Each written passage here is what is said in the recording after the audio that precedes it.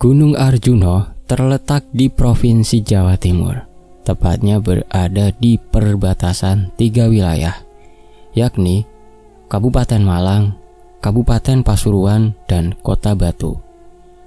Gunung Arjuna memiliki ketinggian 3.339 meter di atas permukaan laut.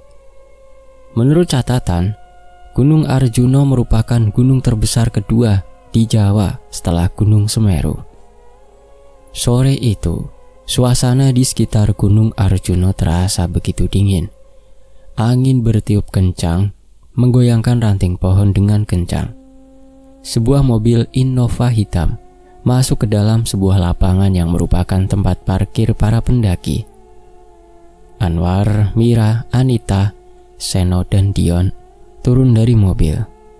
Tas carrier hitam tergantung di pundak mereka.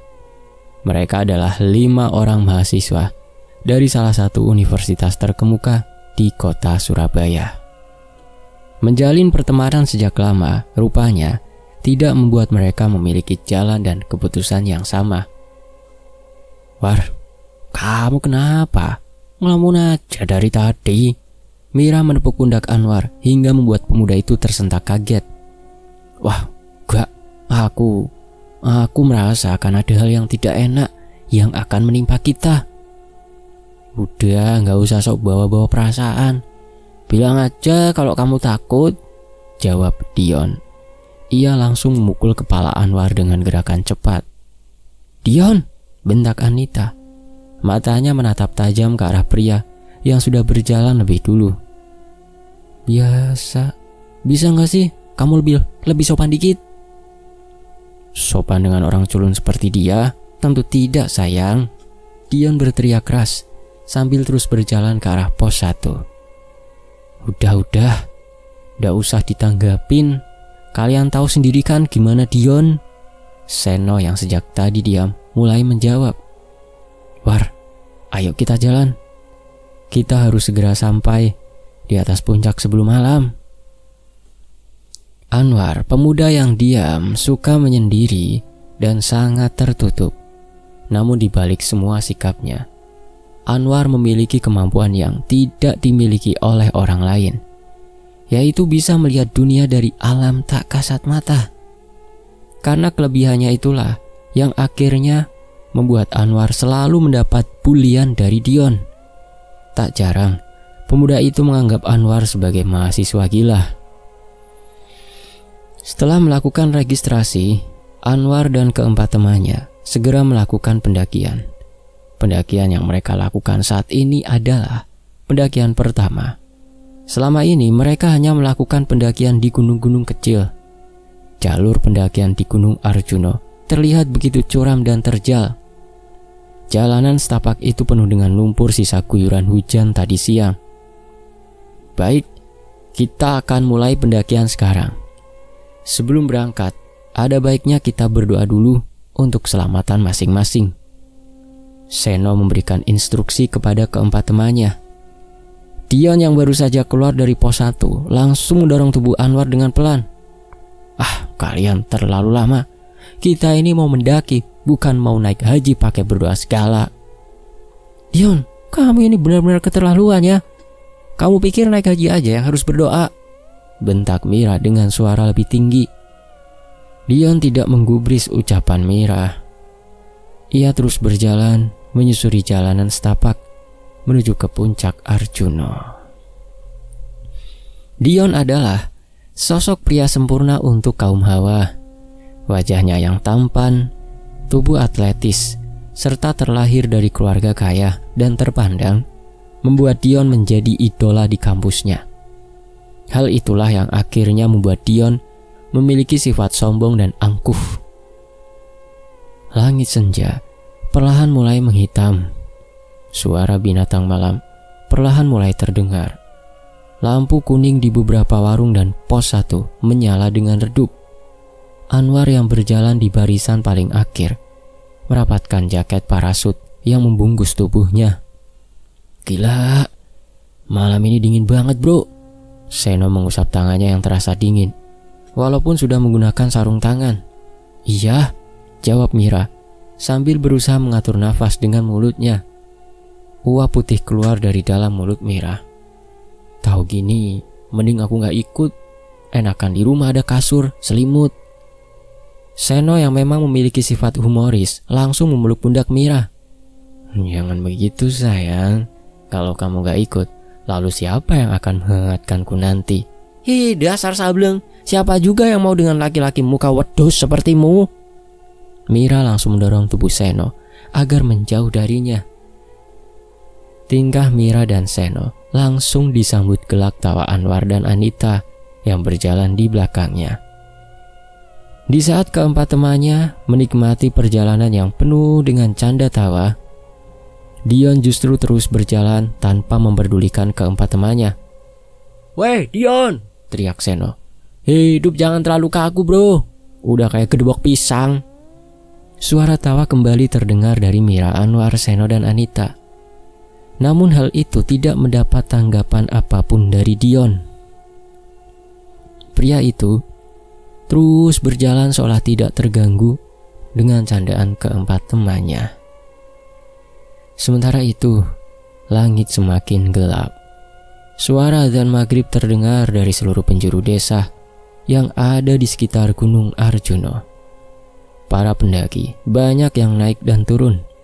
Jalanan setapak itu seolah tidak pernah sepi oleh para pemuda yang ingin menikmati keindahan alam dari atas puncak Arjuno. Satu persatu lampu senter yang ada di kepala para pendaki mulai menyala. Cahaya lampu senter menerangi jalan setapak yang ada di depan mereka. 1 jam berlalu, mereka akhirnya tiba di pos 2. Pos 2 berbeda dengan pos 1. Di sini tidak ada petugas, hanya sebuah bangunan kecil yang kosong tak berpenghuni. Anwar, Mira, Anita, Seno, dan Dion memutuskan untuk istirahat di tempat itu selama beberapa menit. Mira mengambil beberapa snack dari dalam tas karirnya, sementara yang lain menyiapkan minuman hangat dari termos kecil yang sudah mereka siapkan dari rumah masing-masing. Kita jangan terlalu lama di sini, karena semakin malam puncak Arjuno semakin dingin. Jadi kita harus turun sebelum jam 1 malam. Seno kembali memberikan instruksi. Males banget kalau pergi harus diatur-atur. Lebih baik kita nikmati saja perjalanan ini tanpa banyak peraturan, gerutu Dion sambil mengunyah roti di dalam mulutnya. Anwar sejak tadi hanya diam. Matanya menyapu seluruh jalanan setapak yang ada di sekitarnya. Pohon-pohon tua menjulang tinggi, menutupi cahaya bulan yang bersinar semakin terang. Anwar melirik jam yang melingkar di tangan kanannya. Jarum jam masih menunjukkan angka 10. Namun, suasana di jalur pendakian sudah mulai sepi. "War, kamu kenapa? Jangan kebanyakan bengong, gak baik." Amira menepuk pundak Anwar dengan sedikit lebih keras. "Bro, bisa ndak perjalanannya kita lanjutkan besok saja?" Anwar menjawab dengan hati-hati. "Besok?" ulang Anita.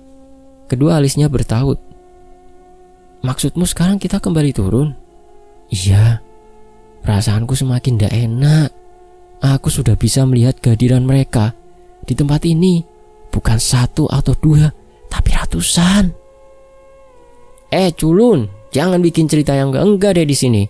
Kamu pikir kami takut dengan cerita bualanmu itu?" bentak Dion, yang langsung berdiri dan berjalan ke arah Anwar. "Ini bukan cerita bualan, tapi benar-benar melihat mereka. Kita sekarang ada di antara mereka.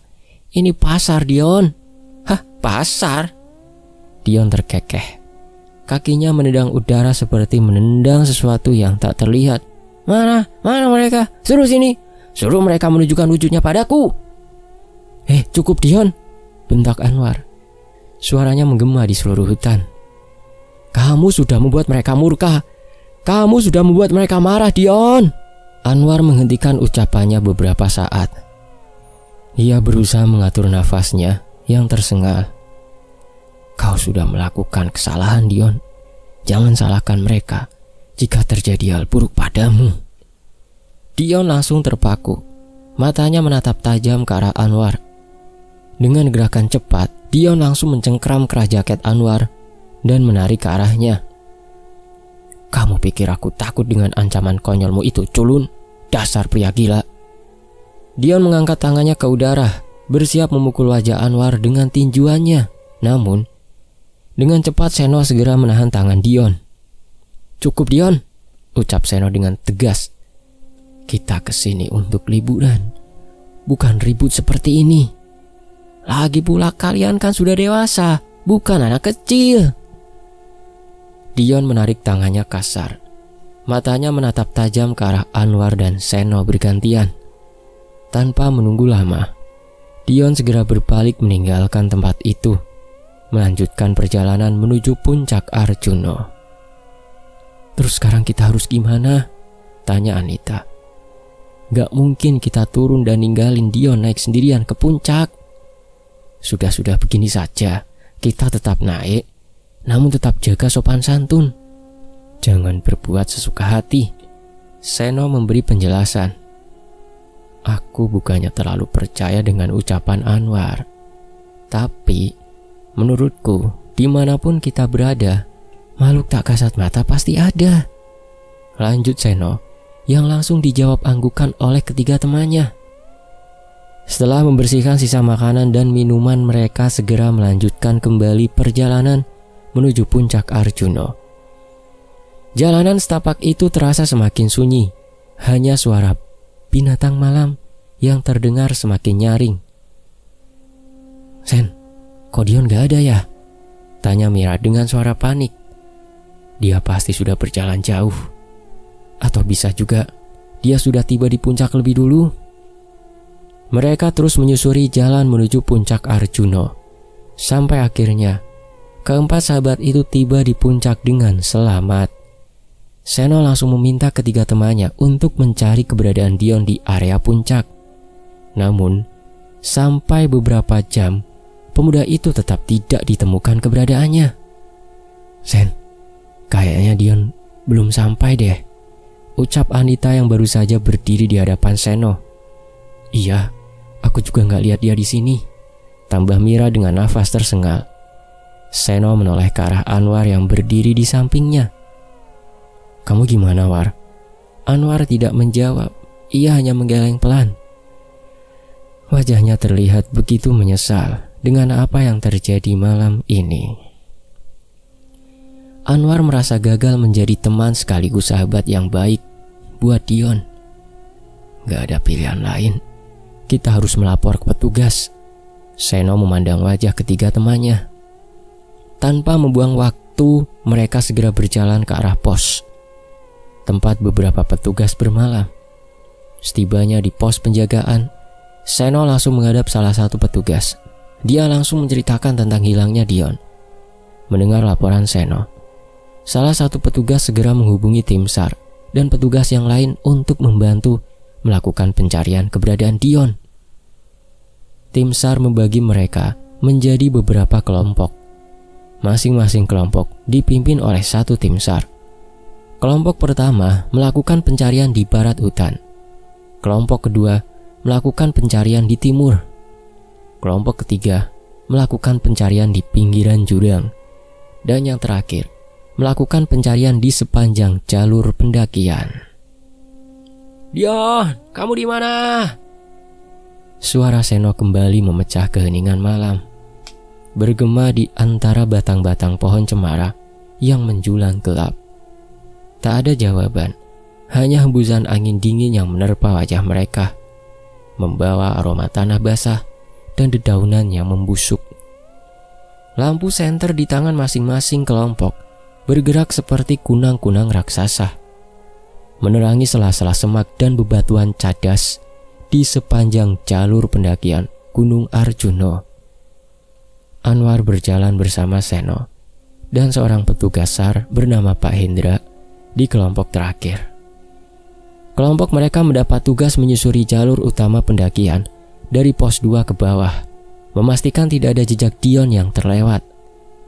Jalanan setapak itu kini tampak asing di mata Anwar. Berbeda dari saat ia menapaknya tadi. Bayangan-bayangan tipis bergerak di sudut penglihatannya. Sosok-sosok yang tak kasat mata oleh orang lain, namun sangat nyata bagi Anwar. "War, kamu lihat sesuatu?" bisik Seno yang berjalan tepat di sisi kirinya. Anwar menelan ludah. Ia melihat banyak hal. Sosok-sosok itu mengelilingi mereka. Beberapa di antaranya tampak mengamati dengan tatapan dingin yang sulit diartikan. Pasar yang tadi ia sebut bukanlah sekedar metafora. Di tempat ini, dua dunia memang saling bertumpang tindih. Dan malam ini batas di antara keduanya terasa semakin tipis. "Aku melihat mereka, Sen," jawab Anwar pelan. "Tapi aku tidak melihat Dion di antara mereka. Belum." Kata "belum" itu jatuh berat di telinga Seno. Pemuda itu menerapkan langkah lebih cepat, memanggil nama Dion lebih keras. Setengah jam berlalu tanpa hasil. Angin bertiup semakin kencang, mendesau di antara pucuk-pucuk pinus. Pak Hendra menghentikan langkahnya di sebuah persimpangan kecil. Tempat jalur pendakian bercabang dua. Satu jalur mengarah ke puncak, satu lagi menuju area yang tidak resmi digunakan pendaki. Sebuah jalan tikus yang menembus sisi barat hutan. "Kadang pendaki yang tidak tahu arah masuk sini," kata Pak Hendra sambil menyorotkan senternya ke jalur tikus itu. "Sudah beberapa kali kami temukan pendaki tersesat di sana." Anwar memandang jalur itu dengan perasaan yang sulit digambarkan. Ada sesuatu yang menariknya ke sana. Sebuah dorongan yang bukan berasal dari logika, melainkan dari indera lain yang ia miliki sejak kecil. Di ujung jalur yang gelap itu, samar-samar ia melihat sebuah cahaya kuning berkedip-kedip seperti nyala api lilin yang hampir padam. "Pak, kita coba ke sana," kata Anwar mantap.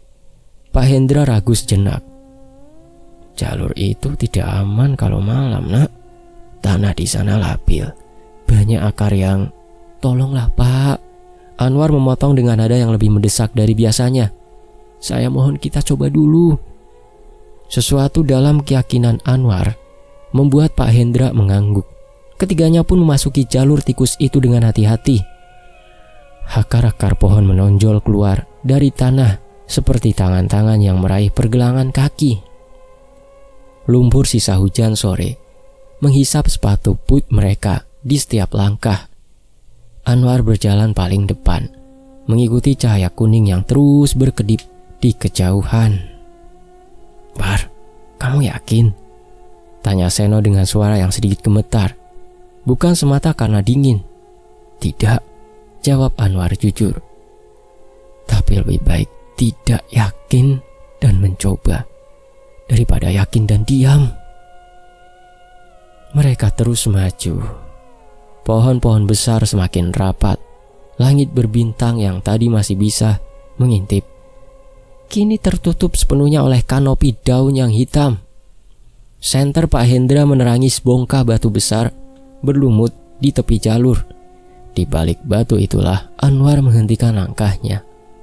Di sana, bersandar dengan tubuh meringkuk dan kedua lutut dipeluk ke dada, duduk sesosok pria dengan jaket gunung biru tua.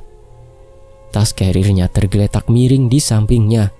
Kepalanya tertunduk, rambutnya basah oleh embun. "Dion!" Seno langsung berlari, hampir tersandung akar, dan berlutut di hadapan sahabatnya. Pak Hendra segera menyorotkan senter ke wajah pria itu. Dion masih bernafas, matanya terbuka sedikit saat cahaya senter menyinari wajahnya. Namun tatapannya kosong dan bingung, seperti orang yang baru terbangun dari mimpi panjang yang melelahkan. Bibirnya bergerak pelan. Seno, suaranya serak, nyaris tak terdengar. "Iya, ini aku. Aku di sini." Seno menggenggam tangan Dion erat-erat. Tangannya terasa sangat dingin. Lebih dingin dari wajarnya suhu malam di ketinggian ini. Pak Hendra langsung menghubungi tim lain melalui radio, memberitahu posisi mereka dan meminta bantuan.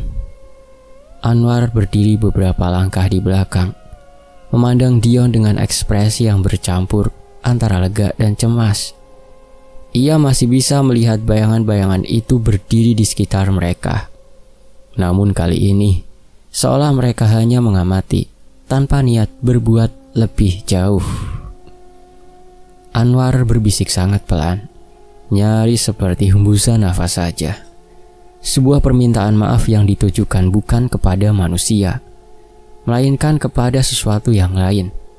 Ia tidak tahu apakah Dion benar-benar hanya tersesat karena gelap dan jalur yang membingungkan, atau ada hal lain yang membuatnya sampai di tempat sejauh ini, sendirian, dalam keadaan seperti ini. Tapi untuk malam ini, itu tidak terlalu penting. Yang terpenting, Dion ditemukan. Tim SAR dari kelompok lain tiba 15 menit kemudian dengan membawa tandu darurat. Dion dibimbing berdiri, namun kakinya masih terasa lemas, sehingga dua petugas harus menopangnya dari kanan dan kiri. Ketika melewati Anwar, Dion menghentikan langkahnya sejenak. Ia menatap Anwar dengan tatapan yang belum pernah ditunjukkannya sebelumnya. Tidak ada kesombongan, tidak ada ejekan, hanya keheningan yang penuh arti. Dion tidak mengucapkan sepatah kata pun, tapi bagi Anwar, tatapan itu sudah lebih dari cukup. Dion dilarikan ke RSUD Bangil malam itu juga. Tubuhnya mengalami hipotermia ringan, disertai dehidrasi parah. Dokter jaga yang menanganinya menggeleng pelan ketika memeriksa kondisi pemuda itu.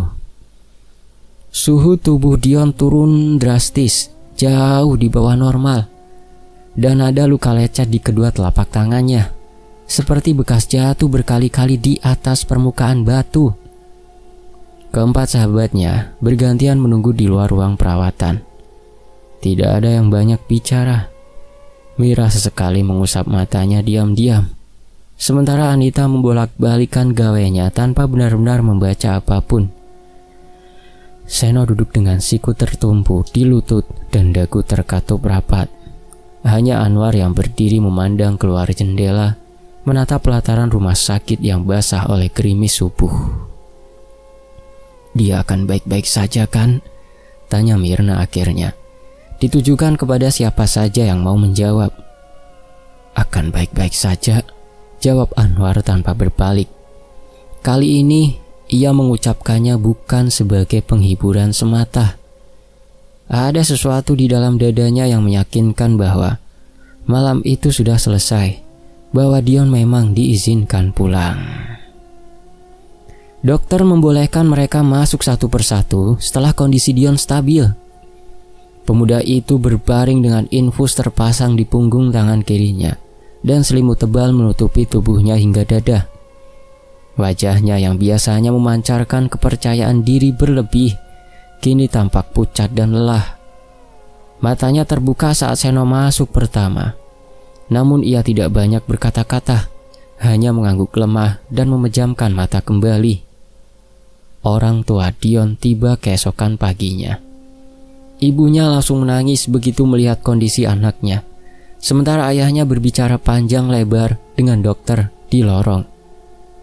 Keempat sahabat Dion kemudian pamit, memberikan ruang bagi keluarga. Dalam perjalanan pulang, mobil mereka sunyi. Jalanan yang biasanya ramai sudah sepi di jam-jam itu, dan lampu jalan melempar bayangan panjang di aspal yang masih mengkilap basah. Kamar Dion di rumah sakit sudah dipindah ke bangsal biasa sejak hari keempat. Kondisinya membaik lebih cepat dari perkiraan dokter. Namun ada sesuatu yang berubah pada dirinya yang tidak bisa dijelaskan oleh rekam medis manapun. Senyumnya yang dulu mudah muncul dengan rasa puas diri kini jarang tampak. Tawa yang biasanya terdengar menggelegar, kini berganti diam yang dalam. 1 minggu kemudian, keempat sahabatnya datang bersama-sama. Anwar sempat ragu ikut, namun Seno menjemputnya lebih dulu dan tidak memberi ruang untuk menolak. Mereka membawa buah-buahan dalam keranjang anyaman dan beberapa buku yang diminta Anita sebagai pengganti waktu luang Dion selama di rumah sakit. Dion duduk tegak di atas ranjang saat mereka masuk. Infus sudah dilepas.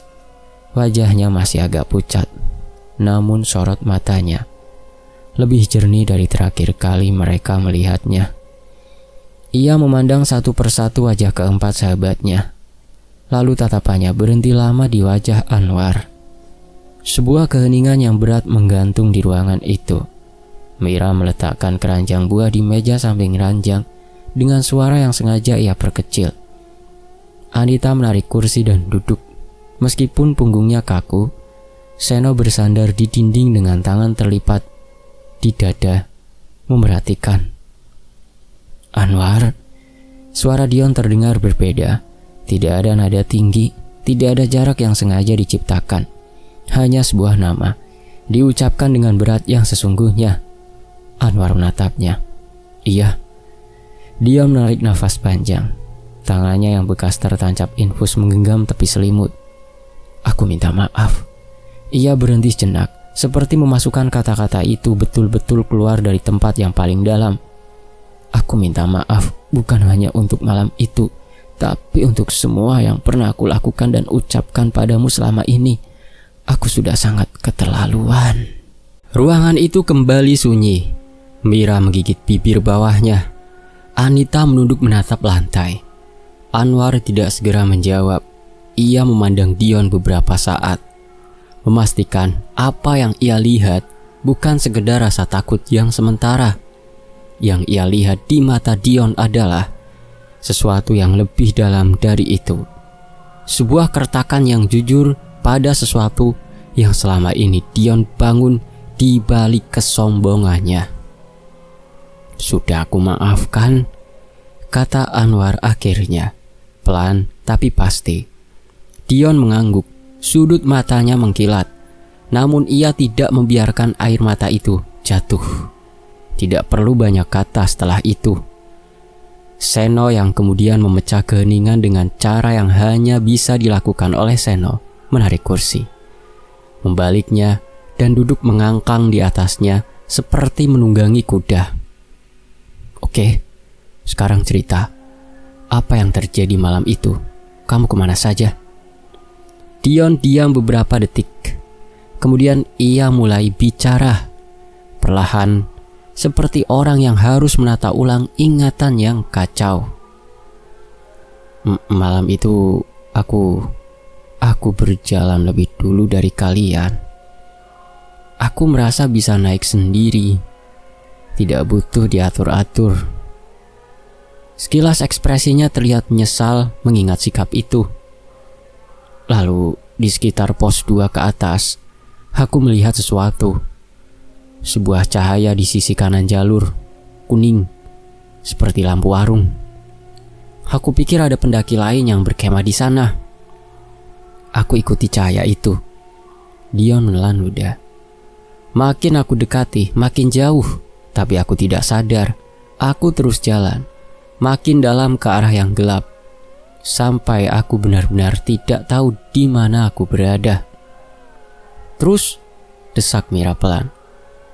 Terus aku mendengar suara, banyak suara, seperti pasar. Orang tawar menawar, suara langkah kaki, suara barang yang dijatuhkan. Tapi tidak ada siapa-siapa yang bisa aku lihat. Dion mengusap wajahnya dengan telapak tangan. Aku berteriak minta tolong, tapi tidak ada yang menjawab. Aku coba putar balik, tapi jalur yang tadi aku lewati sudah tidak ada. Hutan di sekitarku semuanya sama. Tidak ada tanda, tidak ada arah. Anwar mendengarkan tanpa satupun ekspresi heran di wajahnya. Ia sudah menduga ini dari malam pertama. Yang paling menakutkan," lanjut Dion. Suaranya turun hampir menjadi bisik. "Adalah saat aku mulai melihat mereka. Sosok-sosok yang berdiri di antara pepohonan. Tidak jelas wujudnya, tapi aku tahu mereka menatapku. Aku lari. Tapi anehnya, kemanapun aku lari, mereka selalu ada di depanku." Dion menghentikan ucapannya. "Sampai aku tidak kuat lagi dan jatuh di belakang batu itu." Hening mengambang di langit-langit ruangan. Setelah aku jatuh, tiba-tiba semua suara itu berhenti, seperti dimatikan. Dion mengangkat wajahnya, memandang Anwar. Dan aku ingat satu hal terakhir. Sebelum aku tidak sadar, ada yang berbisik tepat di telingaku. Katanya, Dion menelan ludah. "Sudah cukup." Anita menggosok kedua lengannya yang tiba-tiba merinding. Mira memindahkan duduknya lebih dekat ke Anita tanpa sadar. Seno yang sejak tadi mencoba terlihat santai, kini tidak bisa menyembunyikan bahwa bulu tengkuknya meremang. Anwar hanya mengangguk pelan. Ia tahu bisikan itu bukan ancaman. Itu adalah peringatan terakhir yang diberikan dengan cara yang paling keras yang mereka bisa. Dion keluar dari rumah sakit pada hari ke-8. Sejak kejadian itu, perubahan dalam diri Dion semakin terlihat. Perubahan pada Dion bukan sesuatu yang dibuat-buat. Di kampus, teman-teman yang biasa mengerumuni Dion karena popularitasnya mendapati pemuda itu tidak lagi membutuhkan kerumunan. Ia duduk di kelas dengan tenang, mencatat, menjawab pertanyaan dosen dengan seperlunya. Tidak ada lagi komentar sinis yang dilontarkan ke arah siapapun. Tidak ada lagi tawa keras yang mengisi koridor untuk menarik perhatian. Kepada Anwar, perubahan itu terasa paling nyata. Dion tidak lagi berjalan melewatinya, seolah ia tidak ada. Sesekali Dion mengangguk saat berpapasan. Singkat namun tulus. Satu kali di kantin, Dion duduk di meja yang sama tanpa diundang dan hanya berkata, "Boleh?" Sebelum menarik kursi, mereka makan dalam diam yang berbeda dari diam yang dulu. Diam yang dulu terasa seperti jarak. Diam yang sekarang terasa seperti pengertian. Satu hal yang paling mencolok adalah keputusan Dion untuk meninggalkan hobi mendakinya. Bagi orang-orang yang mengenal Dion sebelumnya, ini adalah hal yang hampir mustahil. Mendaki adalah identitasnya, bagian dari citra yang ia bangun dengan sengaja. Foto di puncak dengan jaket mahal, caption yang penuh semangat, ratusan tanda suka dari pengikutnya. Gunung adalah salah satu tempat di mana Dion merasa paling berkuasa. Namun sekarang, setiap kali seseorang mengajaknya naik gunung, Dion hanya tersenyum, tipis dan menggeleng. Tidak ada penjelasan panjang, tidak ada alasan yang dibuat-buat, hanya gelengan yang tenang dan sebuah kalimat pendek yang selalu sama. "Aku sudah cukup." Seno pernah bertanya suatu malam saat mereka berenam duduk di warung kopi dekat kampus. "Serius? Kamu gak mau naik gunung lagi? Selamanya?" Dion memutar gelasnya di atas meja, memandangi uap yang mengepul dari kopi hitamnya. "Ada tempat-tempat yang memintamu untuk tidak kembali," jawabnya akhirnya. "Dan aku cukup tahu diri untuk mendengarnya." Tidak ada yang menimpali, bahkan Seno yang selalu punya komentar untuk segalanya memilih diam. Anwar memandang Dion dari seberang meja. Di wajah pemuda yang dulu paling keras mengejeknya itu, ia melihat sesuatu yang mungkin tidak dimiliki oleh banyak orang. Keberanian untuk mengakui bahwa ada hal-hal di dunia ini yang jauh lebih besar dari ego manusia manapun. Dan terkadang, pengakuan itu datang bukan melalui kebijaksanaan, melainkan melalui ketakutan yang betul-betul mengubah segalanya. Malam itu di warung kopi, untuk pertama kalinya sejak mereka berkenalan, Anwar merasa bahwa kelima orang ini benar-benar sedang duduk bersama sebagai sahabat yang setara. Tidak ada yang di atas, tidak ada yang di bawah, hanya 5 orang muda dengan luka dan pelajaran masing-masing, menghangatkan tangan di sekitar gelas kopi yang mulai dingin.